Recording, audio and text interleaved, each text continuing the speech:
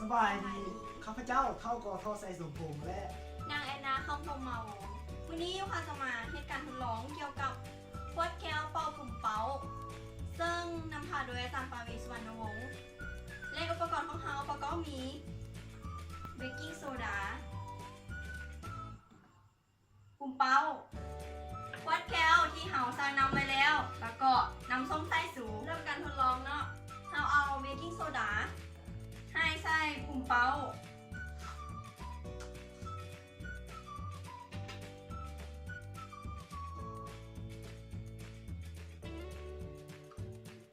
จากนั้นเอาน้ำส้มสายสูป่นกับน้ำที่ว่าเราเอาซาวกัดแก้วไปแล้วเนาะ หลังจากนั้นเราก็เอาเป้ามาซุปใส่หัวแก้วแล้วเอากากเทเบกกิ้งโซดาเข้าไป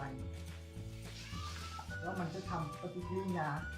แล้วปุ่มเป้ามันจะฟูขึ้น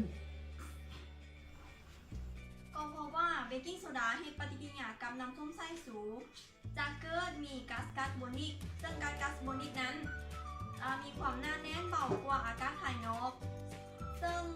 เหตุให้ปุ่มเป่านั้นเบ่งขึ้นนั่นเอง จากการทดลองพวกเราสามารถนำไปใช้ในการเรียนการสอนเพื่อให้นักเรียนและนักศึกษาได้เรียนรู้และเข้าใจเกี่ยวกับ